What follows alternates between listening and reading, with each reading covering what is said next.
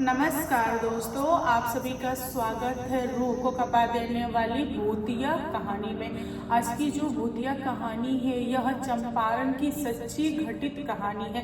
चंपारण में एक आदमी है जिसका नाम है मदन और वह बहुत ज़्यादा ड्रिंक करता है, प्लस वह ट्रक ड्राइवर है। उसके साथ बहुत बड़ा भूतिया कांड हो गया। दोस्तों, मदन चंपारण में ही ट्रक चलाता था। वह ट्रक में सामान लेता था और दूर जाके उस सामान को छोड़ के आता था। उसका रोज का काम था। उसकी जो दोस्ती थी वह कुछ और ट्रक ड्राइवर से हो गई। स्टार्टिंग में मदन काफी अच्छा था, लेकिन उन लोगों के साथ रहते रहते थोड़ा थोड़ा पीना उसने स्टार्ट कर दिया और आगे चल के वह बहुत ज्यादा पीने लगा। जब वह ड्रिंक कर लेता था बहुत ज्यादा, उसके बाद वह गाड़ी भी ठीक से चला नहीं पाता था, सामान को भी गिरा देता था या फिर ट्रक को किसी चीज से ठोक दिया तो जो ट्रक मालिक था वह बहुत ज्यादा गुस्साता था और मदन को समझाता था, लेकिन मदन कभी भी अपने मालिक की बात नहीं सुनता था। इसीलिए मालिक गुस्सा के उसे नौकरी से निकाल दिया। अब मदन के पास कोई काम नहीं था, इसीलिए वह अपने गांव यानी कि अपने घर चला गया। उसके बाद वह घर पे रहने लगा। उसको कोई भी नौकरी नहीं देता था क्योंकि उसको ना ड्राइवरी के अलावा कुछ भी नहीं आता था। वह हमेशा घर पे पड़ा रहता था और जितने भी पैसे थे उन सारे पैसों का उसने ड्रिंक कर लिया, यानी कि बियर वगैरह खरीद लिया, पी पा लिया, खत्म कर दिया। अब वह अपने घर वालों से पैसे मांगता था। घर वाले उसे स्टार्टिंग में थोड़ा मोड़ा देना स्टार्ट किए, लेकिन आगे चल के उन लोगों ने भी पैसा देना बंद कर दिया तो मदन को बहुत गुस्सा आता था। उसकी कंडीशन बहुत ज्यादा बेकार हो गई थी। मतलब ऐसा कि उसको थोड़ा ना थोड़ा मतलब ड्रिंक चाहिए तभी जाके वह सोएगा, वरना उसको नींद नहीं आती थी। बहुत ज्यादा बेचैनी होती थी और उसकी जो संगति थी वह भी अच्छा नहीं था। बहुत गंदे गंदे उसने दोस्त बनाए थे। जब उसका ट्रक चलाना छूटा था, यानी कि ट्रक वाला ग्रुप छूटा था, उसके बाद उसने गांव के कुछ ऐसे लड़कों से दोस्ती कर लिया जो हर रोज कुछ ना कुछ खाते पीते ही रहते थे। एक दिन की बात है, मदन गया था अपने गांव के पास वाले मार्केट और उसका जो गांव का मार्केट था वह उसके घर से करीबन 5 किलोमीटर की दूरी पे था। इवनिंग का समय था। उसने मार्केट से शायद बियर वगैरह लिया, उसके बाद उसने पिया और उसने प्लान किया कि आज रात में हम सारे दोस्त लोग मिल के बैठेंगे, पिएंगे और मटन खाएंगे। यही सोच के उसने क्या किया कि अपने दोस्तों के लिए भी उसने ड्रिंक खरीद लिया। उसके बाद वह मटन की दुकान पे गया और मटन कटवा के रख लिया। यह दोनों चीज लेकर वह पैदल ही अपने घर की तरफ निकल लिया, यानी कि अपने गांव के लिए निकल लिया। उसके गांव और मार्केट के बीच में थोड़ी दूरी थी और जो रास्ता था वह सुनसान था और ठंडी का समय था, इसीलिए जल्दी इवनिंग हो जाता था। यहाँ पर मदन अकेले मटन और दारू के साथ घर के लिए चल रहा है। कुछ दूर जाने के बाद से लंबी सुनसान सड़क पे उसे एक बूढ़ा इंसान दिखाई दिया। बूढ़ा इंसान जो था वह आगे आगे चल रहा था मदन के लाठी लेके ठेगते हुए और मदन पीछे था। मदन ने उस बूढ़े इंसान को देखा और उसे इग्नोर करके आगे बढ़ गया। जो बूढ़ा इंसान था वह पीछे से आवाज लगाया और बोला, ए मदन रुक, मुझे भी लेके चल, तूने क्या लिया है काला प्लास्टिक में। यहाँ पे मदन पीछे मुड़ के देखा उस बूढ़े इंसान को, फिर उसने पूछा कि मैं आपको जानता हूँ, आप तो मेरे गांव के नहीं हैं, आपने मेरा नाम कैसे लिया, आपको कैसे पता कि मेरा नाम मदन है। वह बूढ़ा इंसान स्माइल किया और बोला कि मैं बहुत कुछ जानता हूँ तुम्हारे बारे में, फिलहाल यह सब कुछ छोड़ो और बताओ कि तुम कहाँ जा रहे हो और इस प्लास्टिक में क्या लिए हो। फिर मदन बूढ़े इंसान को बोला कि तुम अपने काम से मतलब रखो। जब मैंने तुमसे पूछा कि तुम मुझे कैसे जानते हो तब तुमने नहीं बताया, तो तुम मुझसे क्यों पूछ रहे हो कि मेरे प्लास्टिक में क्या है। कुछ भी हो, तुमसे क्या मतलब है। बूढ़ा इंसान हंसने लगा और बोला कि मतलब तो बहुत कुछ है, तुम बताते हो कि मैं तुम्हें मतलब समझाऊं। यहाँ पे मदन भी गुस्सा गया क्योंकि उसने भी थोड़ा मोड़ा ड्रिंक किया हुआ था, इसीलिए उसका जो नशा था उसके दिमाग पे चढ़ गया था। मदन बोला कि हाँ समझाओ, क्या समझाओगे, नहीं बताऊंगा तो तुम क्या कर लोगे। इतना सुनने के बाद भी बूढ़ा इंसान एकदम शांत था। उसने बोला कि देखो मदन, तुम जो कुछ भी लिए हो प्लास्टिक में, उसकी स्मेल मुझे आ रही है।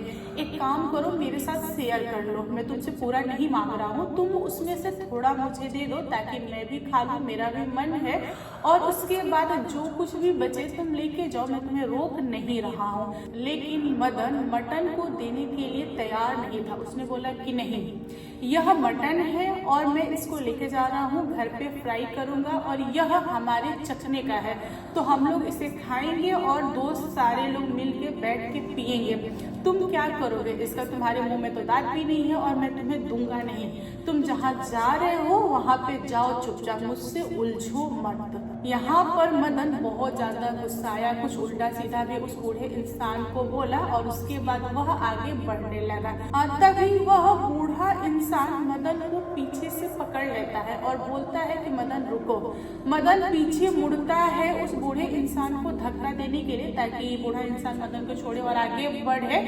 तभी वह पाता है कि बूढ़ा इंसान एक चाटा खींच के मदन को मारा और मदन वहीं गिरा, बेहोश हो गया। इधर घर पे काफी लेट हो जाने के बाद से घर वाले बहुत ज्यादा परेशान थे कि मदन अभी तक आया नहीं, कहाँ रह गया, कहाँ रह गया।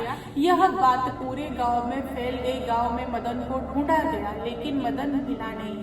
मदन जिन जिन ठेकों पे जाता था वह सारे ठेका पे घर वाले जाके देखे, फिर भी मदन का कुछ भी अता पता नहीं। काफी समय बाद किसी को ध्यान में आया कि मदन मार्केट गया हुआ था, उसका मटन खाने का मन था, इसीलिए वह घर वालों को बोला था कि घर पे खाना वगैरह मत बनाना, मैं मार्केट जा रहा हूँ। तब लोगों को लगा कि हो ना हो मदन मार्केट में होगा। अब गांव वाले तैयार हुए उसको ढूंढने के लिए बाजार में, क्योंकि काफी ज्यादा लेट हो गया था, घर वाले रो रहे थे तो गांव वालों को भी थोड़ा तरस आ गया। सारे लोग चल दिए मदन को ढूंढने के लिए। जब लोग सुनसान रास्ते पे आए तब उनको मदन दिखाई दिया तो लोगों ने उससे पकड़ा और लोगों ने अंदाजा लगाया कि यह बहुत ज्यादा पिया हुआ है इसीलिए गिरा है, इसको लेके चलते हैं और घर पे सुला देते हैं। गांव वाले भी मदन पे बहुत ज्यादा गुस्सा दिखा रहे थे लेकिन गांव वालों को नहीं पता था कि जैसा वे लोग सोच रहे हैं वैसा कुछ भी नहीं है। मदन आया घर पे और उसको लोग जबरदस्ती चरपाई पे बैठाए।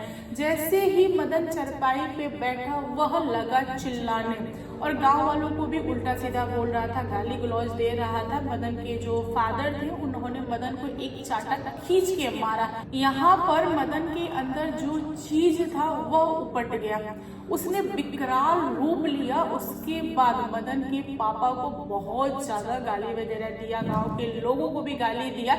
यहाँ पे सबको क्लियर हो गया था कि मदन के बॉडी में एक आत्मा है। वह आत्मा कहाँ से आई किसी को नहीं पता। अब गांव वालों को ये नहीं सूझ रहा था कि इस समय तांत्रिक को कोई कहाँ से बुला के लाए। जो तांत्रिक है वह उनके गांव का नहीं है। अगर कोई तांत्रिक का एड्रेस दे भी तो इतनी ठंडी में तांत्रिक को बुलाने जाना और तांत्रिक को लाना बहुत बड़ा मुश्किल का काम था। इसीलिए गांव वालों ने उस आत्मा से पूछा कि भाई तुम क्या लोगे, कैसे तुम शांत होगे, कैसे तुम इस इंसान को छोड़ोगे। जो आत्मा मदन की बॉडी में था वह स्टार्टिंग में कुछ नहीं बोला, वह एकदम शांत हो गया। लेकिन घर वाले गांव वाले उससे बार बार सवाल कर रहे थे। तब वह आत्मा बोला कि देखो भाई, तुम लोग जो समझ रहे हो वो चीज मैं नहीं हूँ। मैं एक बहुत पुराना आत्मा हूँ, मैं काफी बूढ़ा हो गया हूँ और मेरा जो मन है वह मटन खाने का है। अगर तुम लोग मुझे मटन बना के खिला दोगे तो मैं इस बच्चे को छोड़ दूंगा, मैं इसका कुछ भी नहीं बिगाड़ूंगा। यहाँ पे गांव वाले तैयार हो गए।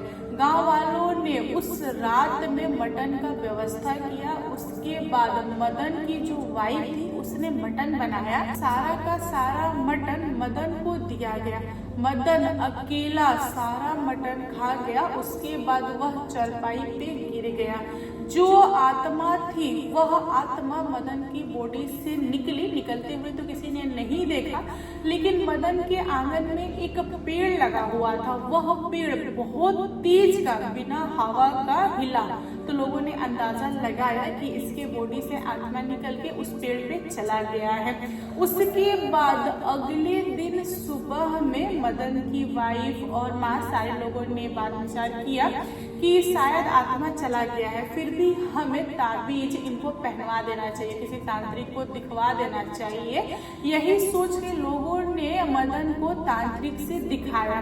तांत्रिक ने बोला कि जो आत्मा मदन की बॉडी में थी वह आत्मा मदन को छोड़ के चली गई है, क्योंकि उसकी जो इच्छा थी खाने वाली वह पूरी हो गई है। वह बहुत ज्यादा बुरी आत्मा नहीं थी। उसने मदन को इसीलिए मारा क्योंकि मदन ने उस आत्मा से लड़ाई कर लिया था और अपना सामान उसके साथ शेयर नहीं किया।